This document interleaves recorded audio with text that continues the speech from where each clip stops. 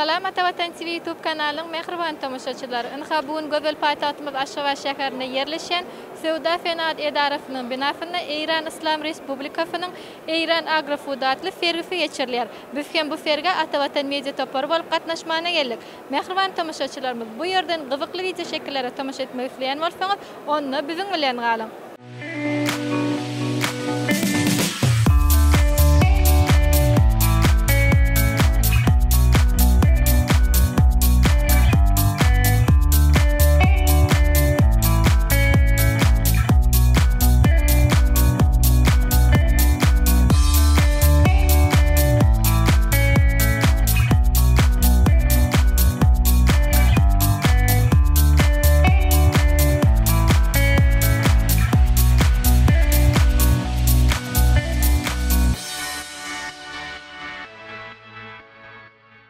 Bismillahirrahmanirrahim. Navid Rasuli hastم. رایزن فرهنگی سفارت جمهوری اسلامی ایران در ترکمنستان.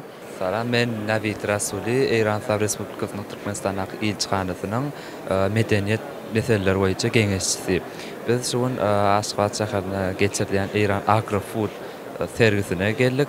Bu yerde İran'ın medeniyeti, İran'ın medeniyeti bilen tanıştıran bir neçe hüner eserlerini bu yerde yerleştirdik.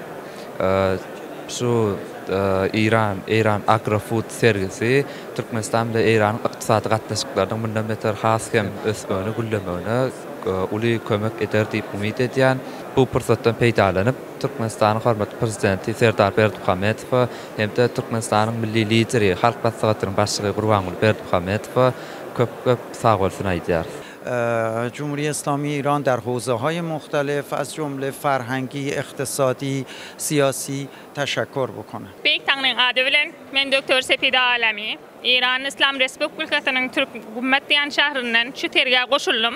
Bizim kampanyamız Vitamine Estrabat kampanya, biz ak toğun iýmini öndürýät kampanyamyzda hem de balyk, kefer balyk, işvil balyk, salmon balyk, her hili balyklaryň iýimlerini öz kampanyamyzda öndürüp daşary ýurtlara şumat iýerip Türkmenistan, Afganistan, Özbekistan, Dubai, Oman, şu işlerlere iýerip şu ýurtlara.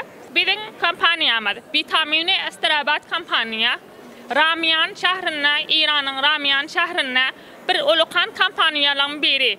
Bizim kampanyamyz günne 1000 ton tawuk, ak tavugyň iýmini, balyň iýmini öndürüp öz ýurdumyzda we hem-de daşary ýurtlara biz iýerip ötdik. Ben Amangelli Zemir, İran Cumhuriyeti İslam'dan geldim.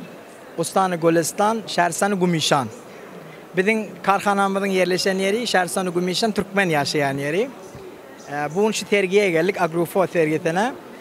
Süt önümleri, bizim süt önümleri, süt döretmeklik sağırlamada ödümü saklayat, onun imitini ödümü döretiyat, onun sütünü penir etiyat. Bir yıl boyunca da bizim süt önümlerimiz Türkmenistan'a da geliyor. Bizim burada Aliyan tövdegarımız var. Gelip bizden alıyor. Biz de merde bir saat aramız var da. Bir günlükte gelip biliyorlar. Yani böyle tədilikli e-maildatla da tədilikli e-maildatı basım da bir günün içinde gelip biliyor. Biz şu görüp turşunu deyali 32 önümüz var. Quru sütten başlayar. Sarıya, ona ayrılı, katık, süt, laktiki, bolgari, liqvan, penir sefit deyip ad verir, ak penir deyip. Sıkmanımıza oluyor. Şu laktiki diýenimiz, şu penir laktiki bizim Türkmenin sıkmanı yalla. Biz şuları iş tergiye getirdik. Elbette bilen hem de dağıtımçılık. Yani ben şu arkatı bilen diýen Aşgabatda yaşayan doğullarımız tergiye gelseler, hükmen bizi de gelseler. Biz bunu dağıtımçılık beriyat, şonu bizi yayratmak fikrimiz var. Men ýöne şunu aýdasym gelýär. Şu aragatnaşyk, iqtisadi aragatnaşyk şu sebäp bilen biz bir-birimize ýakynlama sebäp bolýar. Dostlugymyzyň dowamyna sebäp bolýar.